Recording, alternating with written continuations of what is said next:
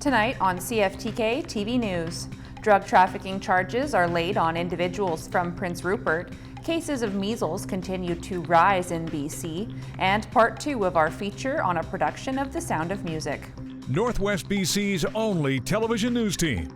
We are CFTK-TV News. Hello, and thanks for joining us on this Wednesday, June 25th, 2025. I'm Jaylene Matthews. We begin tonight with our news that's local to the Northwest. Police say 4 individuals have been charged following a 14-month drug trafficking and firearms investigation led by the Combined Forces Special Enforcement Unit of British Columbia, targeting a drug trafficking network operating in Prince Rupert. The statement from RCMP, along with the Combined Forces Special Enforcement Unit, says the investigation began in April 2023. Then, in June 2024, 5 search warrants were executed in Prince Rupert. They say investigators seized 1.2 kilograms of methamphetamine, 16 grams of cocaine, along with kilogram-style packaging, approximately $38,000 in bundled cash, 2 vehicles as offense-related property, and 9 firearms, including 2 loaded shotguns, a Tikka rifle, and a loaded 9mm handgun with a prohibited magazine. On June 5, 2025, the Public Prosecution Service of Canada approved 28 charges against 3 people of Prince Rupert. 34-year-old Richard Gladstone was charged with 7 counts of trafficking a controlled substance.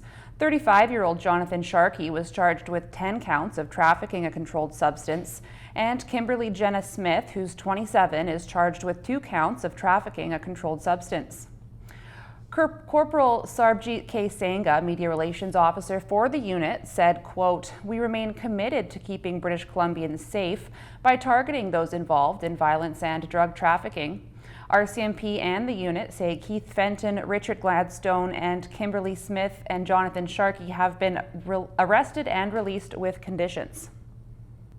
And now we are back with part 2 of our coverage on the cast behind the upcoming Sound of Music performance by the Karmen Arts Group. CFTK-TV's Helen Asante has more. We take a closer look at the faces behind the roles, from Maria and Von Trapp children to the lively ensemble. The cast of The Sound of Music is deep in rehearsal, bringing charm and emotions to every scene. Whether you're reliving your childhood memories or discovering the story for the first time, the show promises to hit all the right notes. So don't forget to grab a ticket for this weekend. I think it's really cool that we have a community like this. I was around Terrace before I went to college during COVID, and I know that a lot of musical productions had kind of went to a pause. So it's really nice to have a community that just comes together to make beautiful music, because it's always nicer to perform together. I'm not that connected to my current generation, which is weird to say. I much prefer hanging out like good old classics. I think one lesson that we could take from the show itself is just be who you want to be, like the captain in the show. Just make sure you stand for your own word and not what other people do. Christiana is encouraging lovers of performing arts to join the team and be part of a vibrant, creative community. If you have a child that wants to sing or act or do theater, we have fall programming. So check out KarmenArtsGroup.ca, which is our website, and keep your eyes open for any fall programming. We will have things running this fall, and also keep your eyes open for what we're doing next year, next season, and see if you can get involved in some way. We need people in the orchestra, we need volunteers, we need those organizing costumes, people up front, and of course we need kids and adults on stage. Helen Asante, CFTK-TV News.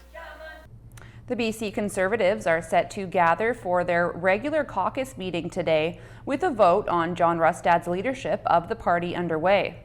The opposition leader has faced questions over his handling of blackmail allegations against a group of former Conservative MLAs.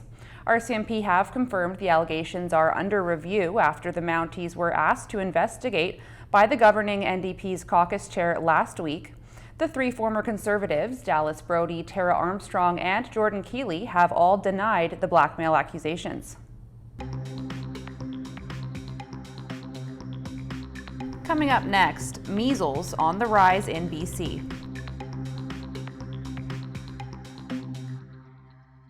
As measles spreads across BC, it's more imperative than ever to be vaccinated, as the cases we're seeing are popping up in those who don't have the vaccine. CTV's Martin McMahon reports. Fraser Health is reporting that 3 people in Chilliwack have become infected with measles since Friday. The health authority says the infected caught the virus locally, not from traveling.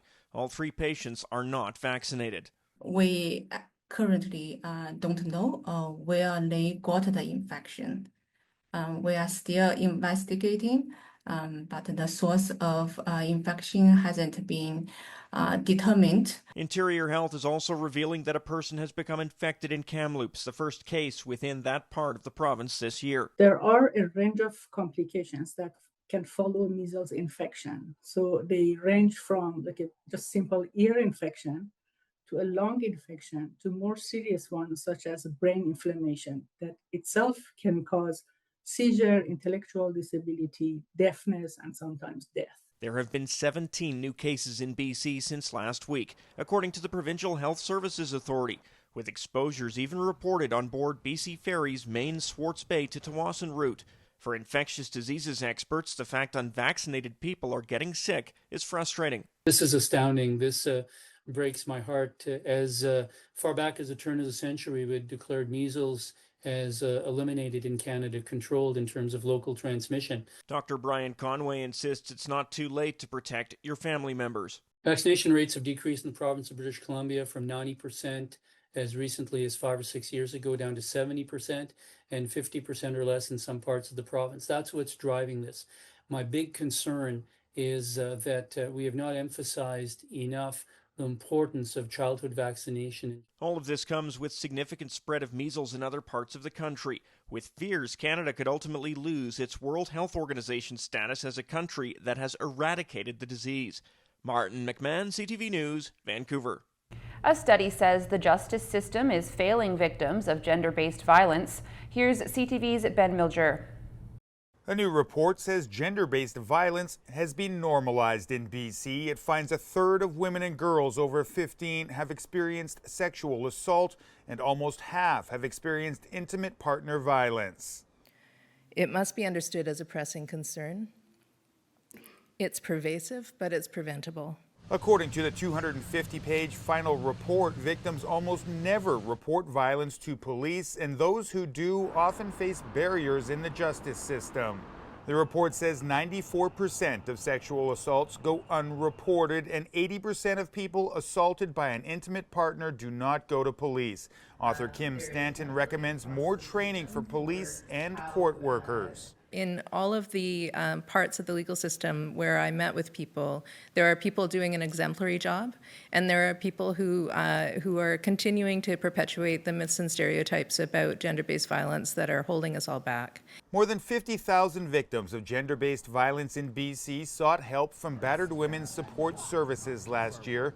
Many do not trust the justice system. We recognize that for many victims that do participate in the criminal system, you know, they don't often get a good result. They get actually really bad result, and often the police become part of the problem. The crowd becomes part of the problem. The report makes 21 recommendations for the province. Attorney General Nikki Sharma says she still needs to review them. She has committed to taking action, but has not provided details so far. She did speak directly to survivors. You have my commitment that I will do everything I can to make this system better for you, so you can have the trust that you need to come forward with these horrendous crimes. Sharma plans to coordinate a multi-ministry response and says the province will provide an update on next steps in the fall.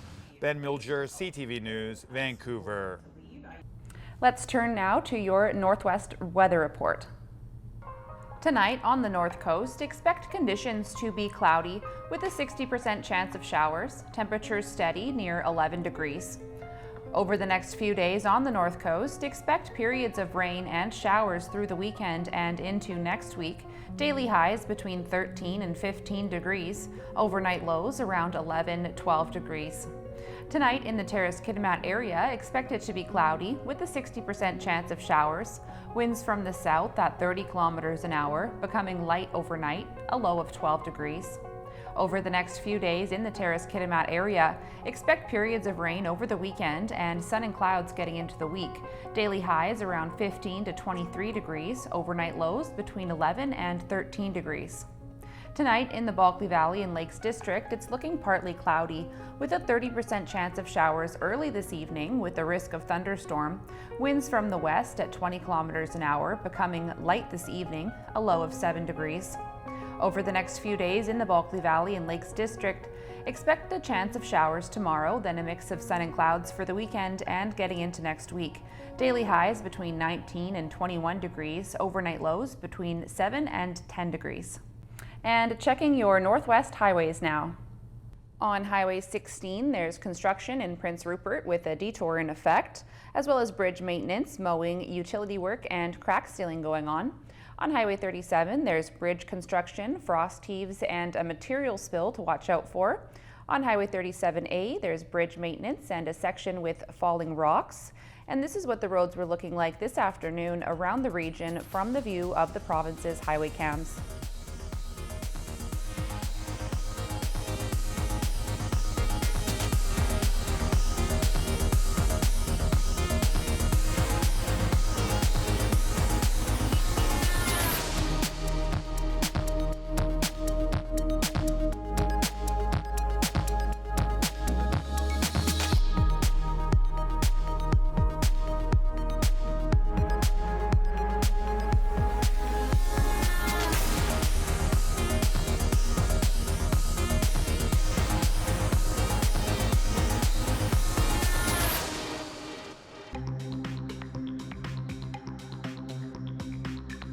Still to come, Canadians flee both Iran and Israel. Years after a Surrey teen took his own life after being sexually exploited and blackmailed, his overseas abuser has been sentenced. Here's CTV's Kevin Chirac. Surrey's Robin Genjua was just 14 years old when he was targeted by someone posing online as a teenage girl. He was tricked into sending explicit images of himself over Instagram, then blackmailed for money. He later died by suicide. More than 2 years later, Nigerian authorities have sentenced Oluke Olalekan to 76 years in prison, convicted of 18 charges involving child pornography, money laundering, and attempted extortion. The RCMP worked with multiple foreign agencies in the sextortion case, a crime officials say is on the rise. This is something we see more frequently in the last year. According to the Canadian Centre for Child Protection, teenage boys are a prime target. We're receiving right now approximately 6 of these a day. And actually, as early as this week, we've noticed that we're receiving a new spike in sextortion cases that are happening. And she says most cases go unreported. 3 years ago, a Dutch man was sentenced for sextorting a BC teen girl who also died by suicide. But bringing offenders to justice can be challenging, with many operating overseas. We have agreements with some of the countries to help us with locating those offenders, but some we just can't go. So locating and arresting those offenders is pretty hard. Another growing concern, criminals using artificial intelligence. They are utilizing AI-generated types of applications to say, hey, I have this image of you. It's a nude image of you. If you do not comply with my demands, pay money, I will take this image and I will share it with all of your friends, all of your family. Police say education and awareness are the best defense and urge parents to have open, difficult conversations with their children. And if they are targeted, if you don't give the money, they'll go on to another target. They're looking for easy targets. So if you give them money, they're not going to stop. They're going to ask you again and again for more money. The Canadian Centre for Child Protection is also calling for stronger regulations and wants tech companies to do more to stop offenders. Kevin Chirac, CTV News. As people flee both Iran and Israel, some Canadians are caught in the crossfires. CTV's Heather Wright reports. Tucked in the remote mountains of Armenia, this is usually a quiet border crossing. But now it's one of the only reliable ways out of Iran, as people continue to flee, including this woman, a Canadian. We heard bombs. We were very near them, and we were tourists. We were visiting, and now we are escaping. It's just awful. Despite the ceasefire that went into effect, people are still trying to get out of both Iran and Israel. But it's not easy. Honestly, it's been a roller coaster. Maeve McMahon is a PhD student in Israel and says she's been trying to leave for the last 10 days. She says she initially received little help from the government, aside from telling her what border crossings into Jordan she could access.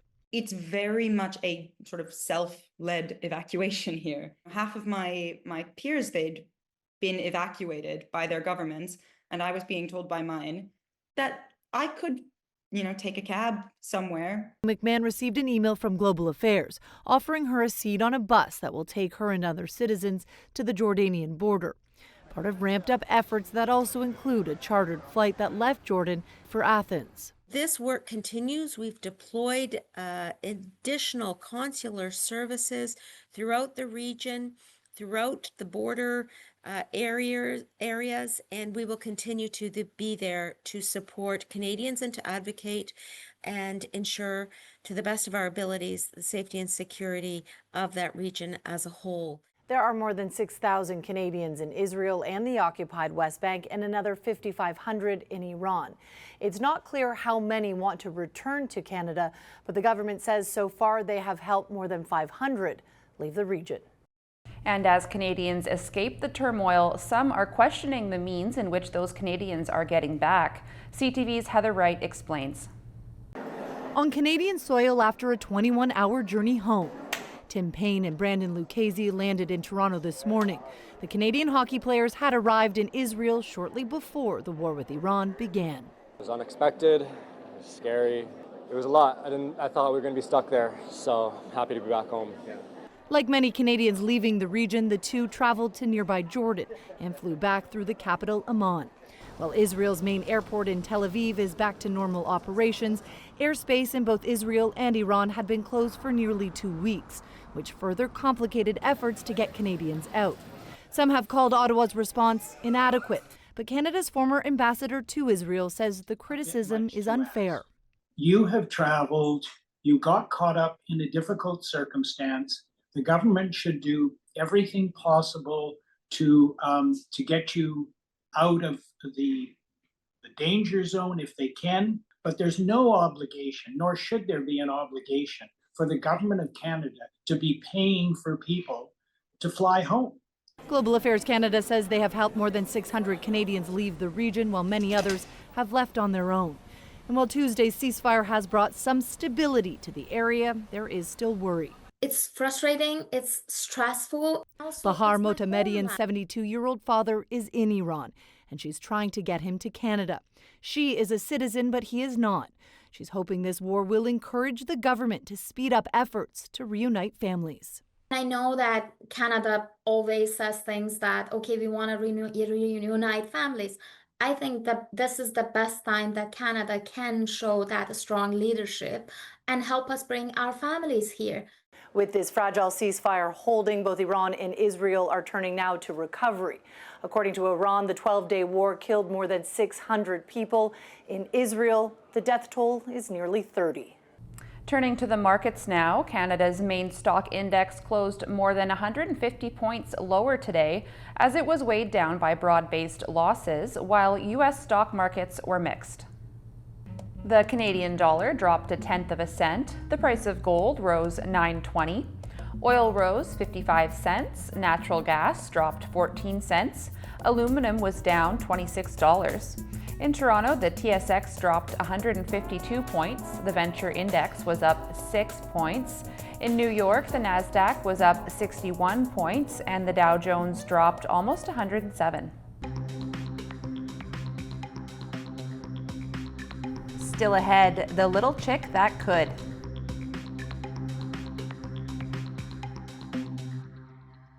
The inflation we've all seen creeping up over the years has continued its climb. Here's CTV's Adrian Gobriel with an analysis. How are you doing today? For 3 years, inflation has been siphoning cash out of the wallets of Canadians. The cost to fill your cart with groceries feeling more expensive with each visit, While inflation held steady at 1.7% in May, the price at the grocery store increased by 3.3%. The cost of a new vehicle accelerated by 4.9%. Shelter costs, including rents and utility payments, also ticked up 3%. Some of the so-called underlying measures of inflation, the core measures that the Bank of Canada looks at, they're still running around 3% on a yearly basis, and that's probably a bit outside the Bank of Canada's comfort zone. The removal of the consumer carbon price at the pumps continues to drive down the price at gas stations annually, though the tentacles of the war in the Middle East are threatening to also hit the bank accounts of Canadians. Well, any spike in oil prices inevitably leads to disruption in other markets. Iranian officials have threatened to cut off access to the Strait of Hormuz, a key shipping route for oil and gas. The waterway, located between the Persian Gulf and the Gulf of Oman, is just 33 kilometers wide at its narrowest point, requiring oil tankers to pass through both Iranian and Omani territorial waters. Carrying 20 million barrels of oil through the strait every day, amounting to 20% of global production, this is the only way to ship crude from the oil-rich Persian Gulf to the rest of the world. Iran controls its northern side. The price of oil could roughly double to 150. Well, this would lower growth further and raise inflation yet further. Oil prices have come back down after spiking during the first few days of this conflict. What takes place in the days ahead will likely influence the Bank of Canada's next interest rate decision, scheduled for July 30th. And we leave you tonight with a sweet story of survival against the odds. Here's CTV's Adam Sawatsky. It was just down this path right here. We're one of Julie Sitnin's daycare kids, found inside this little house, alongside a pair of dolls, a single unhatched egg. So one of my kids is actually anaphylactic to eggs, so I freaked out a little bit. Well, it felt unusually heavy for a chicken egg. It was not unusual for Coral Clay to offer help. Created a little nest for it. Coral also grabbed a heater to keep it warm, added a stuffy to keep it company, and called a few animal rescue organizations that might keep it safe. But they couldn't help. We were left with just leaving nature to do its thing, which made us all very sad. Until Julia texted her friend, who works at this cafe on a farm, and Isaiah Cardelicia agreed to care for the egg overnight before taking it to work the next day. Pretty bizarre, but I knew Tara would be interested in it. Tara McMullen, who's Isaiah's boss, who suspected the egg had been abandoned because something was wrong with it. Told everybody, don't hold your breath for this. This is not gonna happen. Still, Tara placed it in her incubator and looked after it for weeks before out popped a baby peacock. It was absolutely perfect. It's just the cutest little thing in the world. They named him Chickpea, and Tara spent the next few days caring for him round the clock. Doesn't matter if it's a baby peacock, a baby kitten, a baby dog, or a baby. They're all a lot of work. Which is why Tara is so grateful a local veterinarian who owns a chicken has agreed to adopt Chickpea, so the hen can raise the peacock as one of her own. I absolutely know he will have the best life ever. That's so cute! While they say it takes a village to raise a child well, when it comes to an abandoned peacock egg, it takes a collective of kind people to raise a chickpea well. It doesn't matter what it is. Be kind. Spread the love. Everybody wins. Adam Sawatsky, CTV News, North Saanich. That's our news for now. For more local news, you can visit us at cftktv.com. Thanks for watching.